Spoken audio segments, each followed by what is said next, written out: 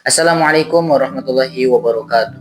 Alhamdulillahirabbil alamin wassalatu wassalamu ala asyrafil anbiya'i wal mursalin Muhammadin wa ala alihi wa ashabihi ajma'in. Amma ba'da. Halo teman-teman semua, apa kabar antum semua?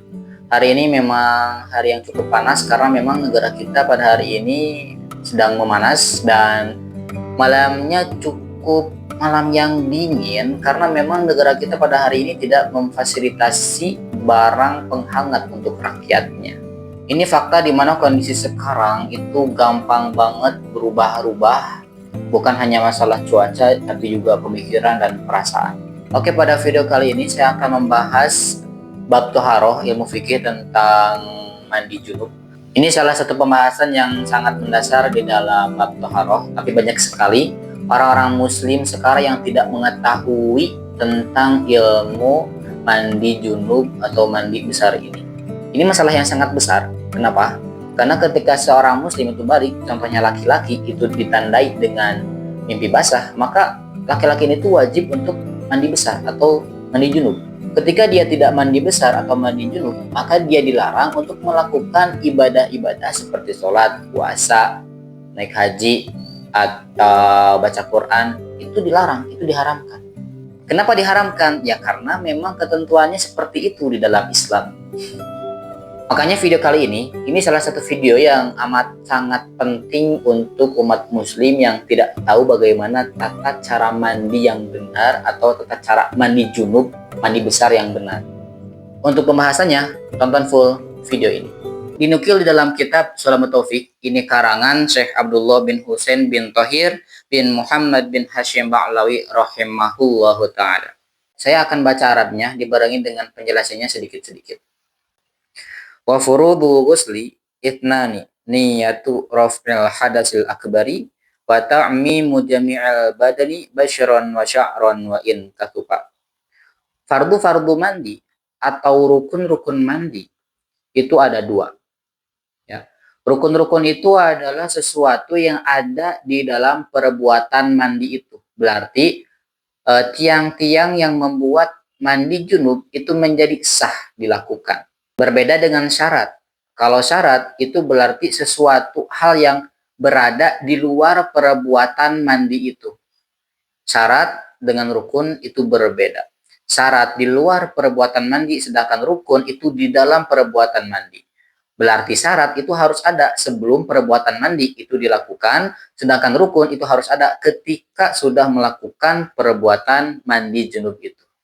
Dan syarat-syarat mandi junub itu ada 5.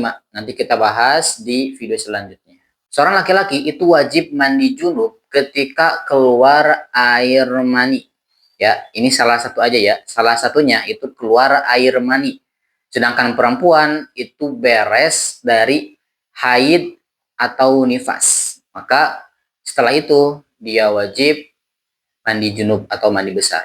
Untuk apa? Untuk mensucikan dari hadas besar tersebut. Fardu-fardu mandi, ya, ini berlaku untuk perempuan dan laki-laki itu ada 2. Yang pertama itu adalah niyatu rafil hadasil akbari, berniat untuk menghilangkan, untuk mengangkat hadas-hadas besar. Bagaimana niatnya? Niatnya seperti ini. Nawaitul ghusla li rafil hadasil akbari fardhu lillahi ta'ala. Itu niatnya. Dan niat ini dilakukan ketika seorang itu hendak mengguyurkan air pertamanya ke tubuhnya, ke badannya. Ya, contohnya nih. Ya, ada seorang dia tuh junub mau mandi, maka yang pertama kali dia lakukan itu ambil segayung air, ya. Ambil segayung air, ketika dia mau mengguyur tubuhnya atau badannya dengan air, maka pas pertama kali air itu menyentuh badannya, dia langsung berniat di dalam hati. Ya. Bismillahirrahmanirrahim. Nawaitul ghusla li rafil hadasil akbari fardhu lillahi ta'ala. Ya. Niat itu dilakukan di dalam hati, bukan dengan ucapan. Niat ini berlaku untuk laki-laki dan perempuan. Ada juga niat yang lebih spesifik. Contohnya ketika seorang laki-laki itu mandi junub, maka niatnya seperti ini. Nawaitul ghusla li raf'il janabati fardhu lillahi ta'ala.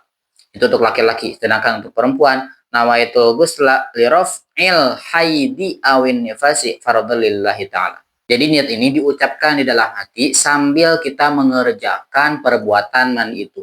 Selanjutnya, wa ta'mimu jami'al badani basyaron wa sya'ron wa in katupa. Yang kedua itu adalah meratakan seluruh badan, ya.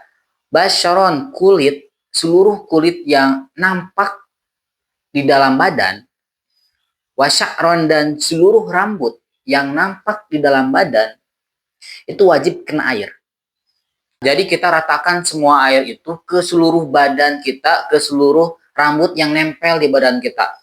Ya, rambut, kuku itu pun harus terkena air mandi itu. Nah, cara meratakannya cukup dengan tangan pun bisa.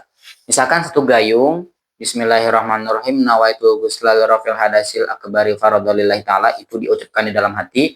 Setelah itu, misalkan kita langsung mengusap seluruh badan kita agar seluruh badan kita itu terkena air yang tadi kita guyur. Jadi bukan berarti meratakan badan itu kita harus mengguyur misalkan 100 kali atau enggak setiap badan itu satu guyuran gayung, enggak. Cukup diratakan saja seluruh badan kita dengan air. Pakai tangan kita juga bisa. Jadi seluruh badan kita termasuk yang menempel di badan kita itu wajib kena air, ya, yang nampak. Rambut kita, misalkan, atau ke kumis kita, jenggot kita, alis kita, atau misalkan bulu yang di bawah, bulu yang ada di ketiak, kuku kita nih, kuku kita, bahkan bagian ini nih, itu wajib kena air. Gimana kalau misalkan ada rambut, atau enggak misalkan ada jenggot, atau bulu yang sangat tebal, sehingga tidak memungkinkan air itu masuk ke dalam bulu itu, atau rambut itu. Maka kita pakai alat bantu, itu tangan. Gini-gini misalkan, kalau misalkan ada jenggot nih, jenggot tebal banget, maka kita gini-giniin. Atau kalau misalkan rambut kribo, sehingga kalau misalkan sekali air guyur, itu gak tembus, maka kita usap-usap rambut itu sampai semuanya itu terkena air, rata sama air. Karena dalam redaksinya, itu wain katupa, meskipun tebal.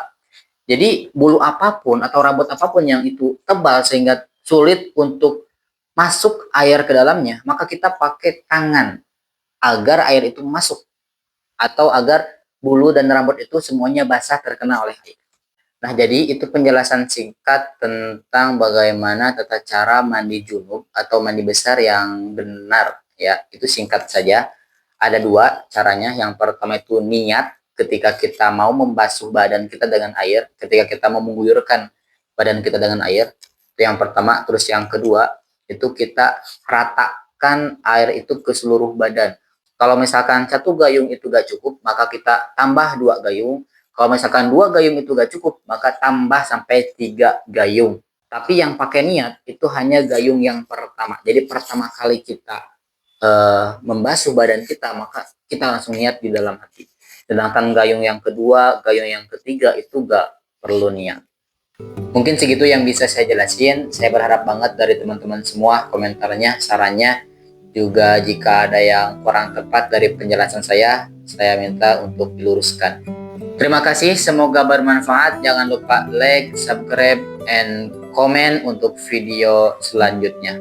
Assalamualaikum warahmatullahi wabarakatuh.